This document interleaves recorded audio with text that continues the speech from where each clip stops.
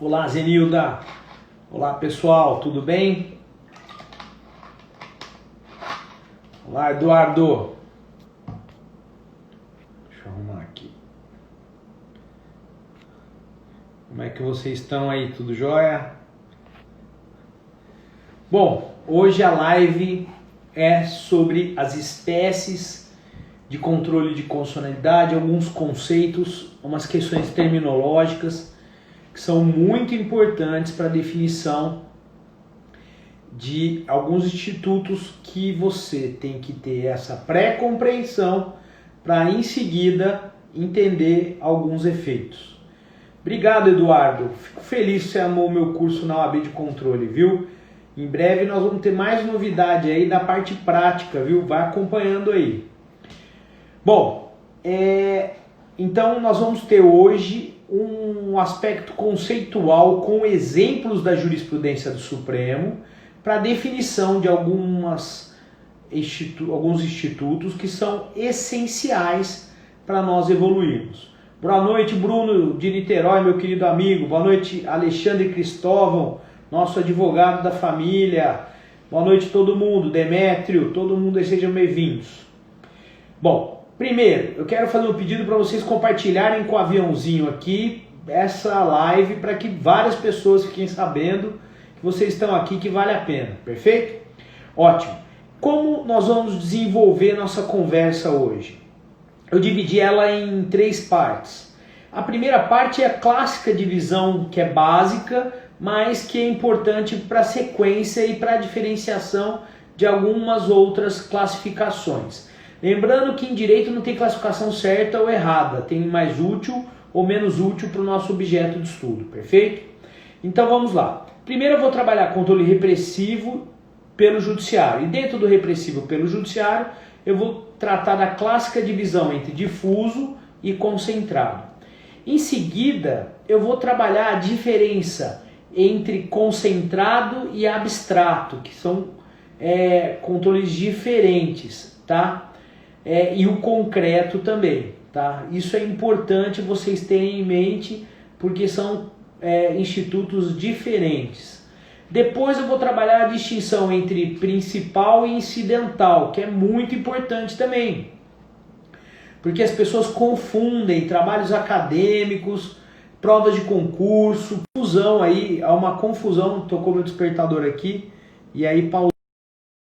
Pronto, voltei, desculpa, estava pausado aqui por conta do... tocou um despertador aqui.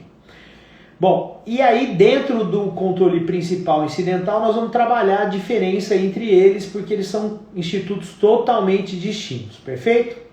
Então não se esqueçam, vamos compartilhar aqui com o aviãozinho que vocês estão nessa live aí, já vi vários amigos, o Alexandre já falei, presidente Marcelo Noronha da OAB de Franca, meu querido Ronaldo Queiroz, procurador da República, João Pedro Silvestrini, professor, e também foi me orientando do mestrado aí, um prazer, foi meu orientador dele no mestrado. Bom, vamos lá. Também é importante que vocês façam um print e me marquem no Instagram, nos seus stories, dessa live de hoje para a gente divulgar a live, perfeito? Aí nós teremos outra live amanhã. Bom, controle de consonantalidade repressivo, ele é classificado em repressivo ou preventivo de acordo com o momento da edição do ato que é objeto de controle. Antes da edição do ato nós temos controle preventivo, depois da edição do ato nós temos controle repressivo. Então essa classificação é fácil, não tem segredo, mas o que é importante é o repressivo pelo judiciário. O repressivo pelo judiciário, ele pode ser difuso ou concentrado, conforme a divisão do controle, ele é difuso ou aberto ou descentralizado. Qualquer juiz ou tribunal, no conflito da lei com a Constituição, afasta a lei e aplica a Constituição. É uma decorrência do princípio da supremacia da Constituição. Então, no conflito da lei com a Constituição, prevalece a Constituição. Então, no difuso, qualquer juiz ou tribunal em qualquer processo afasta a lei e aplica a Constituição. Já o concentrado, como o próprio nome diz, ele é centralizado, ele é direto lá no Supremo. Tanto que os sinônimos que a doutrina emprega são concentrado, direto, centralizado. ele é direto lá no Supremo para a proteção da Constituição Federal e direto no Tribunal de Justiça para a proteção da Constituição Estadual, perfeito? Ótimo. Fixadas essas premissas, nós não podemos esquecer que o difuso, ele nasce em 1803, no caso Marbury vs. Madison, que a Suprema Corte norte-americana, o juiz John Marshall, julgou que no conflito da lei com a Constituição prevalece a Constituição. E era um caso que envolvia a nomeação de juiz de paz. O Marbury queria sua nomeação como juiz de paz, só que não existia controle de constitucionalidade tão difundido quando foi nessa decisão. A doutrina narra que algumas decisões da Corte de Circuito em Nova York faziam controle de constitucionalidade antes do Marbury versus Madison, tá? Mas essa foi a decisão que ficou mais famosa, né? Em 1803. Veja, é bem recente, completou 200 e poucos anos. Já o concentrado, ele é inspirado na teoria e na obra do Kelsen, mas na verdade há controle concentrado antes da Áustria. Poucos meses antes da Áustria, o primeiro controle concentrado que nós tivemos na notícia histórica mundial é o da Tchecoslováquia. Um discípulo de Kelsen desenvolveu mais rápido lá na Tchecoslováquia, era o famoso Franz Varr, que era colega e amigo do Kelsen, tá? Mas não teve uma atuação muito na prática e aí foi ofuscada pelo grande exemplo do Tribunal Austríaco, que é o grande exemplo de controle concentrado. Mas na prática, na Tchecoslováquia nós tivemos antes controle concentrado antes de Kelsen, mas por sua influência de um amigo e também discípulo do Kelsen. Bom, o que é importante aqui vocês delimitarem? Que o controle difuso ele é muito democrático. Por quê? Porque ele abre a possibilidade de qualquer juiz, qualquer tribunal, em qualquer processo, realizar o controle de constitucionalidade. Isso é muito bom, isso é muito saudável para a supremacia da Constituição. Porque qualquer juiz pode aplicar a Constituição no seu caso concreto. Qualquer juiz deve aplicar a Constituição. Isso é importantíssimo no Estado democrático de direito, que tem como fundamento a lei. E antes da lei e acima da lei está a Constituição. Então essa previsão do controle difuso é uma garantia fundamental. Eu defendo até aqui nesse livro, que foi minha dissertação de mestrado, que está na 4ª edição, de controle de constitucionalidade, que o controle difuso é uma verdadeira garantia constitucional. E o Marcelo Figueiredo, professor da PUC, brilhante professor, foi diretor da PUC, também defende que o controle difuso é uma garantia fundamental. Uma garantia que decorre da supremacia. É comum os autores dizerem: me diga qual é o teu sistema de controle de constitucionalidade que eu direi se você tem ou não Constituição. Vejam, não adianta nada nós termos a previsão da supremacia da Constituição e a nulidade do ato inconstitucional se nós não tivermos um controle efetivo. Um controle de constitucionalidade efetivo é elemento essencial para a supremacia vingar. E vocês estão careca de saber, não adianta nada nós termos um direito previsto se nós não tivermos instrumentos, ações judiciais e remédios para assegurar esse direito. Bom, fixada essa premissa então que o difuso é um controle democrático, porque ele permite a realização da Constituição por qualquer juiz ou tribunal, o concentrado não, já é concentrado em uma corte constitucional ou um tribunal que tem como função exercer esse controle. Lembrando que nosso sistema é misto ou híbrido, tá? Ele é misto ou híbrido. Tem o difuso, mas também tem o concentrado. Um abraço aí, Renata Pellegrini. Bom, mas evoluindo um pouquinho aqui na nossa conversa. Nós não podemos esquecer que a terminologia é importantíssima no direito. E é comum a doutrina confundir controle concentrado com controle abstrato.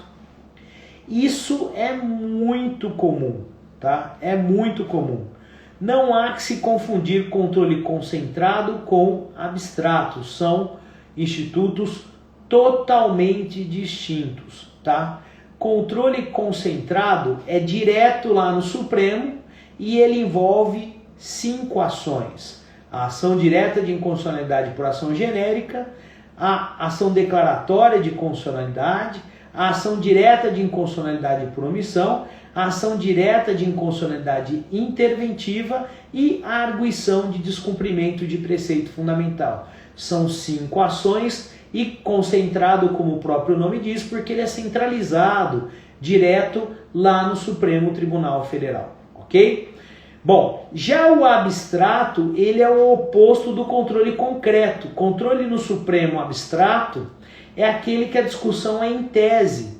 Ela é da lei em tese, a discussão se a lei em tese viola ou não a Constituição.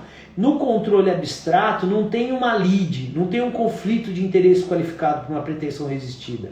É uma discussão no plano abstrato, em tese, não tem um conflito de interesse qualificado por uma pretensão resistida. E aí o que acontece? No controle abstrato, nós não temos uma lide, e são 4 ações lá no Supremo. Quais são essas 4 ações? São todas aquelas que eu falei, menos a ADIM interventiva. A ADIM interventiva, que é a ação direta de inconstitucionalidade interventiva, ela é controle concentrado lá no Supremo, que ela está no rol das 5, mas ela tem fins concretos. Ela tem uma lide, um conflito federativo. A ADIM interventiva, nós temos uma lide, uma pretensão resistida do governador que não quer sofrer intervenção.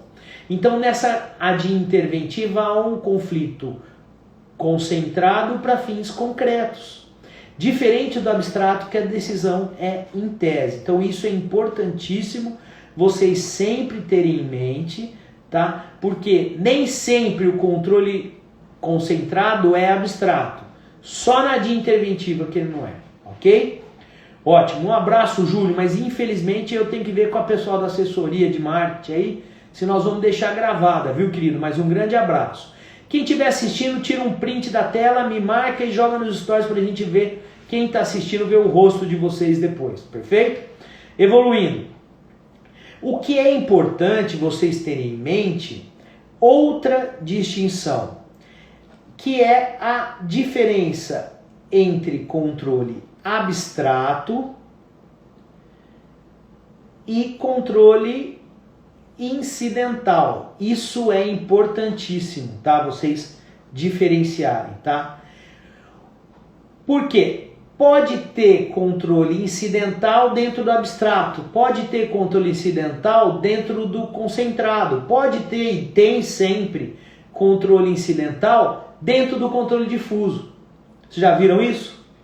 Geralmente os autores passam rápido nisso na doutrina, tá? Nos nossos livros nós avisamos antes a diferença, mas tome cuidado com essa distinção. Obrigado, Max. Um grande abraço aí e minha admiração por você também.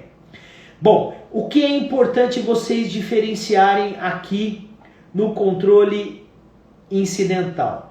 O controle incidental, ele está dentro de uma classificação quanto à via utilizada. O controle quanto à via utilizada, ele pode ser incidental ou principal.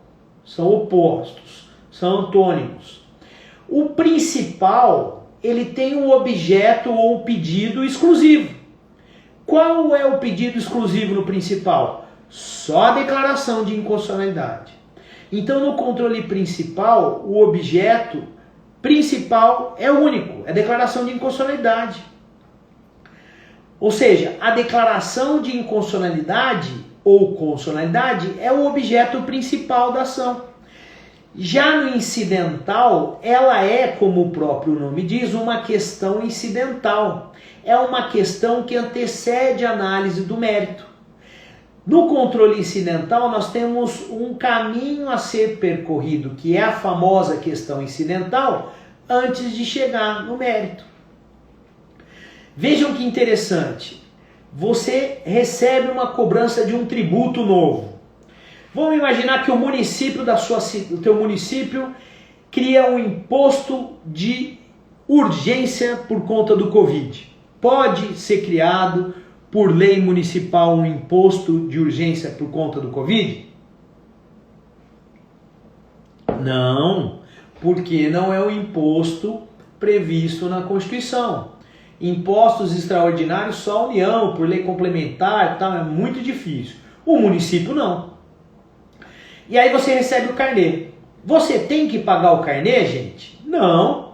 Você não tem que pagar o boleto do imposto. Eu sou da época do carnê, mas hoje é boleto. Você não tem que pagar o boleto. Por que você não tem que pagar o boleto? Porque o ato inconstitucional é nulo. Se a lei que criou o tributo é nula, você não tem que pagar o tributo, porque o tributo nasceu morto. Perfeito.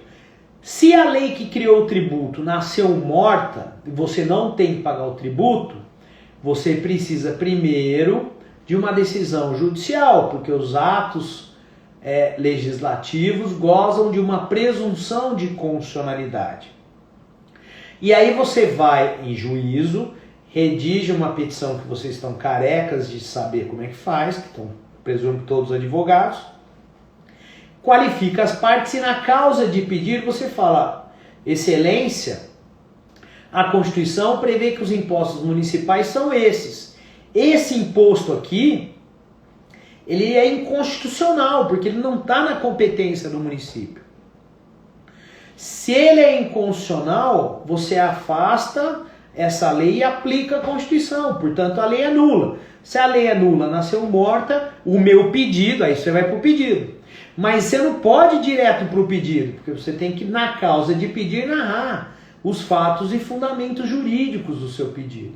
E aí, nesse pedido, você pede para declarar inconstitucional esse tributo, para declarar a inexistência de obrigação de pagar o tributo. O pedido de declaração de inconstitucionalidade, ele é incidental, ele deve ser deduzido na causa de pedir. No dispositivo da sentença, ele vai dizer que o ato é inconstitucional e você não tem que pagar o tributo. Esse é o famoso controle incidental dentro do controle difuso, perfeito?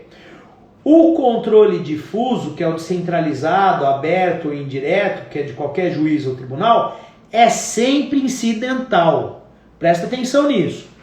O controle difuso sempre vai ser incidental, porque ele tem um objeto principal, que é uma sentença condenatória, constitutiva ou declaratória, mas nunca só a declaração de inconstitucionalidade. Então nós dizemos que o controle difuso é sempre incidental, porque a questão constitucional nunca será a principal, perfeito? Se não estiver entendendo, me avisem que eu mudo aqui a explicação e vou tentar explicar do melhor jeito possível para vocês. Até aí tá fácil, até aí vocês já dominam muito, porque são advogados. Mas aí vem uma pergunta. Controle principal via ação direta de inconstitucionalidade, controle principal via ação declaratória de constitucionalidade, controle principal via ADIM por omissão, controle principal via ação direta de interventiva, controle principal via arguição de descumprimento fundamental. Admite dentro dessas ações também controle incidental? Ou seja, cabe controle incidental dentro do principal? E a resposta é sim. Por quê? Sempre, quando existir uma análise de questão constitucional antes de uma principal, o controle será incidental. A classificação do controle diz respeito quanto à via utilizada dentro de uma discussão. Se o controle é principal, pode e deve existir sempre quando existir qualquer questão anterior à análise do mérito e ela disser respeito ao controle, temos o controle incidental. Parece difícil, mas não é. Vou dar um exemplo. Depois pesquisem, porque a nossa memória é mais visual do que auditiva, isso é importante. Pesquisem a ação declaratória de constitucionalidade número 1 do Rio de Janeiro. Na ação declaratória de constitucionalidade número 1 do Rio de Janeiro, a questão principal era se o COFINS respeitava a Constituição. Então tá tranquilo a questão principal dentro da ação declaratória de constitucionalidade número 1. É o COFINS. Declarar o COFINS constitucional. Esse era o pedido na primeira ação declaratória de constitucionalidade. Mas antes de decidir esse pedido principal, existiu uma questão incidental que influencia na análise da questão principal. A questão principal, a ADC, para declarar a constitucionalidade do COFINS, com questão incidental, qual era? Qual era a questão incidental? A questão incidental era: a ação declaratória de constitucionalidade foi criada por emenda constitucional, a emenda 3 de 93.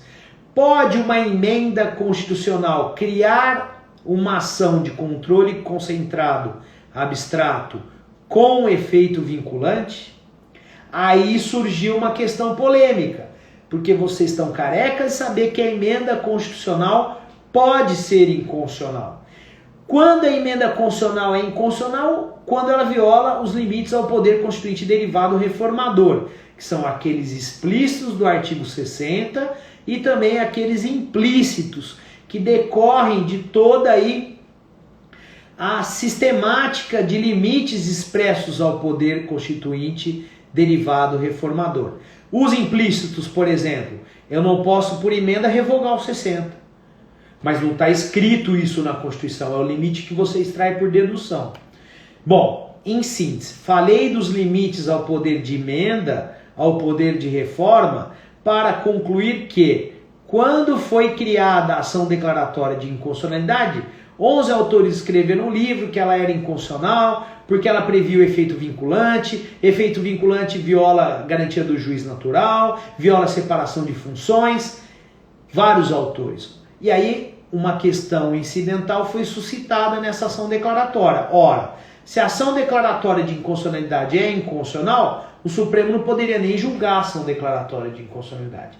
E aí, incidentalmente, ele apreciou essa questão. E ele decidiu o quê? Ele decidiu que a emenda constitucional número 3 de 93, quando criou a ação declaratória de constitucionalidade, era compatível com a Constituição.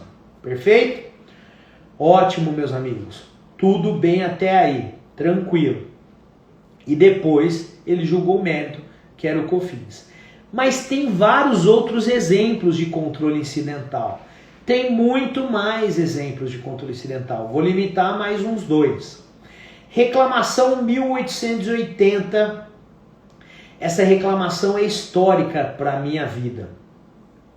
O dia que eu fui defender minha dissertação de mestrado na PUC, que era esse livro aqui, no dia anterior, o Supremo julgou um caso que dizia respeito à minha dissertação de mestrado, que era esse livro aqui.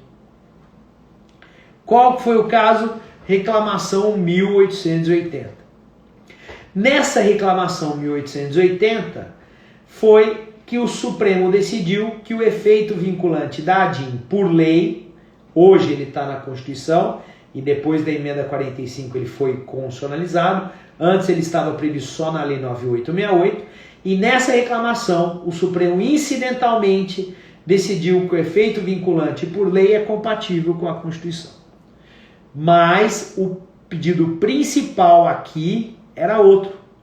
O pedido principal era saber se a decisão na ADIM 1662 foi descumprida.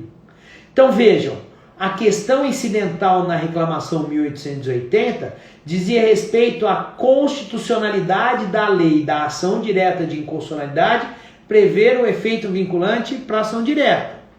E a questão principal era o descumprimento da ADIM 1662. Lembrando que a reclamação constitucional é a ação cabível para assegurar a observância do efeito vinculante ou para evitar a usurpação de competência do Supremo.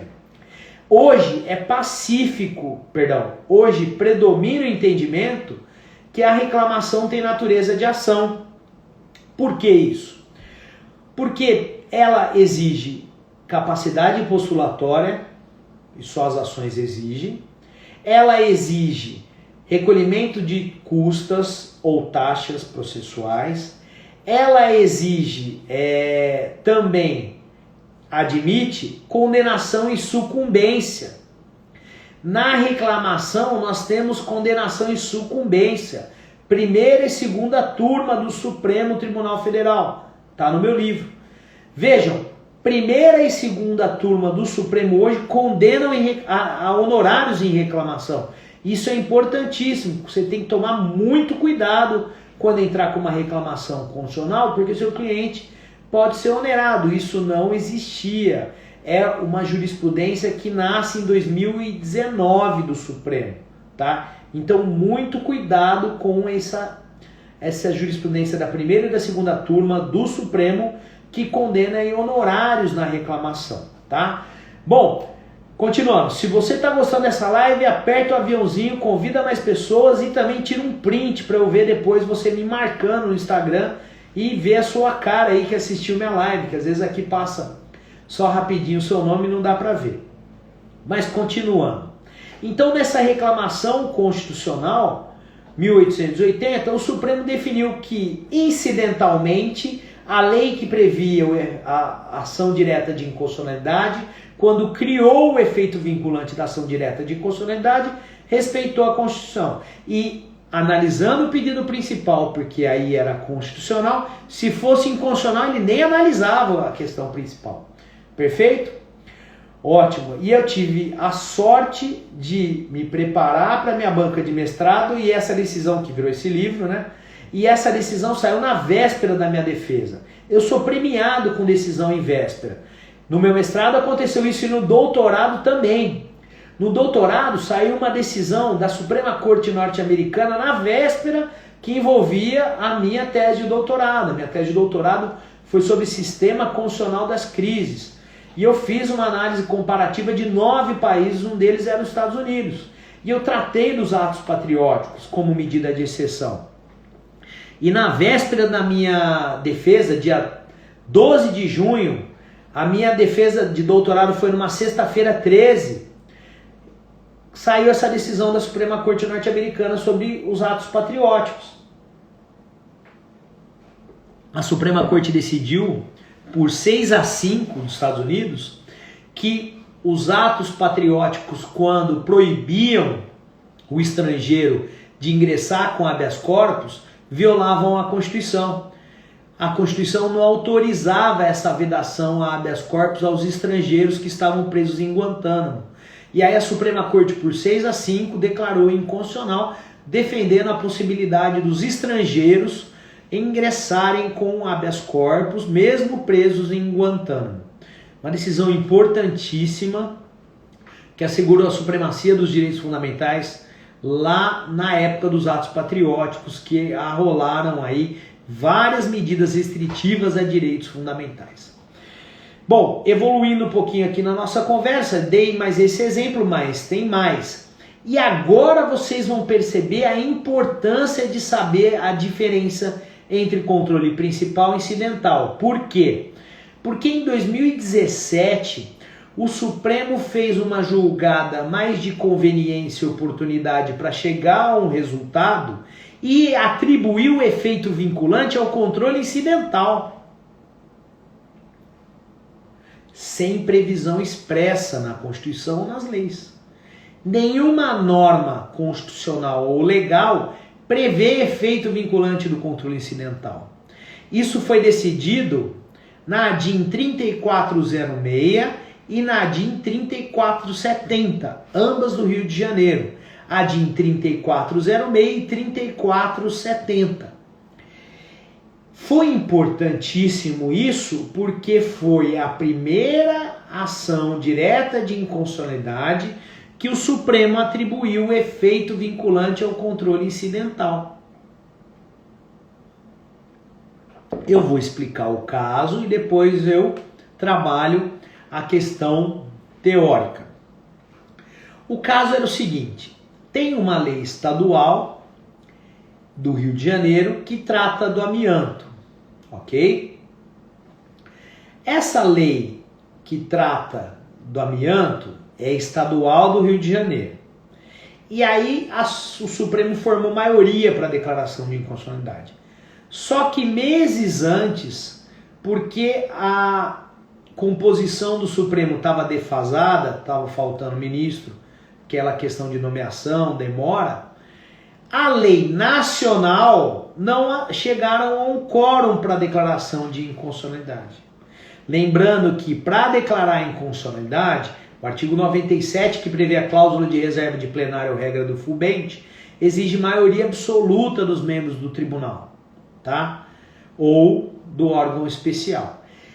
Como na ADIM, quanto à lei nacional, não havia maioria formada, eles precisaram arrumar uma forma de, dentro dessa ADIM, quanto à lei do Rio, de declarar a inconstitucionalidade da lei nacional, porque antes não tinha formado quórum. E o Supremo, vocês vão ver isso no estudo, muitas vezes ele escolhe o resultado do julgamento para depois prever e escolher a fundamentação.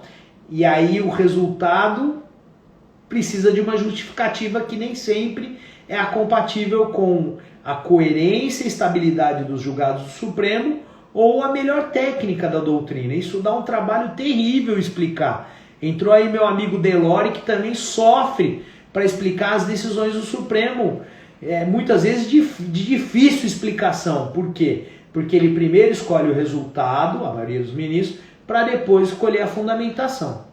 Então nessa DIN 3406 e 3470, sem qualquer impugnação, eles incluíram ali incidentalmente a lei nacional. Incluíram a lei nacional e declararam incidentalmente a lei nacional inconstitucional. E aí atribuíram efeito vinculante à declaração incidental. Ao atribuir efeito vinculante na declaração incidental, o ministro Gilmar Mendes ressuscitou aquela tese da releitura do artigo 5210, que trata da resolução do Senado. Lembrando que a resolução do Senado é no controle difuso incidental. Mas ele defendeu já isso na reclamação 4335, e nessa reclamação 4335, ele defendeu a tese da mutação do 52, que o controle difuso teria que ter efeito vinculante direto, né? Bom, lá na reclamação 4335 essa tese não prevaleceu, mas aqui os ministros não se comprometeram com essa mutação no inteiro teor, mas concordaram com o efeito vinculante da questão incidental. A ministra Carmen Lúcia chegou a avançar e dizer que hoje o Supremo caminha para a declaração de inconstitucionalidade da matéria, tá? O ministro Gilmar traz um fundamento do novo CPC, que atribui efeito vinculante à decisão proferida no recurso extraordinário repetitivo. Vejam, se o CPC de 2015 atribui efeito vinculante ao acórdão proferido em recurso extraordinário repetitivo, o que acontece? Não tem necessidade da resolução do Senado. E também não tem necessidade da súmula vinculante. Vejam que a previsão do efeito vinculante no recurso extraordinário repetitivo mata o 5210 e mata a súmula vinculante. Porque se o próprio julgado já tem efeito vinculante, não vai se perder tempo com resolução do Senado, que o Senado já quase não edita a resolução. E é desnecessária a expedição de uma súmula também vinculante, que tem um procedimento de elaboração. E o que é interessante nesse caso, e está vigente até hoje, que o plenário negou a modulação. Ele não modulou os efeitos. Para você que não sabe o que é modulação, ela está prevista no artigo 27 da Lei 9868 de 99, e ela permite que o Supremo decida o momento que a declaração de inconstitucionalidade vai deixar de surtir efeitos. Perfeito? Ora, fixadas essas premissas, nós podemos chegar à decisão da ministra Rosa na época do recesso. O que ela fez? Ela suspendeu, mesmo com a negativa da modulação, os efeitos da decisão nos embargos de declaração, com fundamento no poder geral de cautela, que é inaplicável porque ele está previsto no CPC, no controle abstrato. É uma decisão que buscou assegurar o não fechamento de empresas que trabalhavam com amianto no estado do Rio, mas ela é despida de fundamentação técnica, porque no controle abstrato concentrado não se aplica o CPC. Porque o controle abstrato faz parte do processo objetivo. e processo objetivo tem regras e normas próprias, diferentes do CPC, que é processo subjetivo. Perfeito? Então, pessoal, tira o print aí, me marca que eu quero ver o rosto de vocês aí assistindo a aula. Passa muita gente aqui, eu quero aproveitar depois e interagir mais com vocês. Portanto, esse é mais um exemplo de decisão de controle incidental, mas a primeira que o Supremo atribuiu efeito vinculante. E efeito vinculante à questão incidental e também à questão principal, porque ela é automática. Tá? Vejam que dessa situação nós podemos concluir que o Supremo, nesse caso, aplicou um instrumento novo para tentar salvaguardar uma situação anterior que não tinha maioria. E nisso ele acaba atropelando a coerência e estabilidade, criando julgados novos, que talvez ele não mantenha essa posição, tem um sério risco. Depois dessa decisão nós não temos nenhuma outra de controle incidental com efeito vinculante que não seja recurso extraordinário e repetitivo.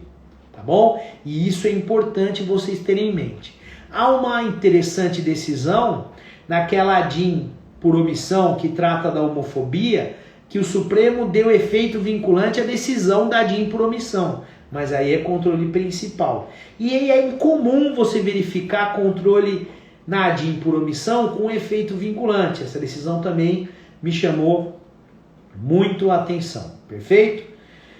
Bom, em síntese, essa então era a questão incidental, se a lei nacional viola ou não a Constituição, que não era nem objeto, ninguém suscitou, ele foi lá e puxou de ofício. Para quem gosta de anotar e chegou depois, é muito fácil de achar isso no Supremo, ADIM 3470, perfeito? Então o controle principal, o pedido exclusivo é a declaração de inconstitucionalidade e controle incidental, o pedido exclusivo é outro diferente da declaração de inconstitucionalidade que antecede a análise do pedido principal. Perfeito?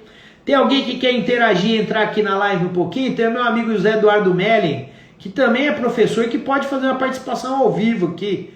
Quer entrar, Zé, bater um papo aqui comigo bem informal? Ou algum dos que estão aqui querem me perguntar, comentar alguma coisa, propor alguma coisa aqui? Fiquem à vontade de pedir a participação ao vivo, que eu libero o primeiro que tiver aqui. Tem alguém que quer participar ao vivo? Acho que tem aqui. Ah, tem uma colega que não conseguiu. Alguém quer participar ao vivo aí? Ninguém tem nenhuma pergunta aí? Tiraram o print e me marcaram já? Opa, tá revendo os conceitos, Ravanelli? E, gente, em breve eu vou divulgar uma novidade aí sobre controle de constitucionalidade, tá? Grande Mike aí, meu grande amigo aí, que brilha aí hoje. Acho que tá na defensoria, né, Mike? É defensor público, trabalhou com a gente lá no famoso curso do LFG. Ele trabalhava lá nos ajudando muito no curso do LFG. Um grande amigo, Mike, que era o rei da noitada depois com a gente. Tomávamos várias cervejas e participava. Saudade dessa época, Mike. Um grande abraço aí. Quer participar um pouquinho aqui da live? Pode pedir aí para entrar que eu te libero. A gente bate um pouco papo aí. Lembra um pouquinho dos áureos tempos aí do LFG. A gente ainda fazia depois happy hour. Saudades aí, meu amigo Mike. Um grande abraço. Pessoal, já que ninguém tem nenhuma pergunta, ninguém pediu para participar ao vivo aí, que eu dei essa oportunidade, acabei de inventar isso aqui agora. Não se esqueçam que em breve eu vou soltar uma novidade aqui sobre controle, uma coisa bem diferente que vocês terão aí uma grande notícia. Por hoje é só, então nós vimos a diferença entre os institutos e a importância dessa distinção na jurisprudência do Supremo, tá bom? Fiquem com Deus, um grande abraço e até a próxima live. Amanhã tem mais. Tchau, tchau, pessoal.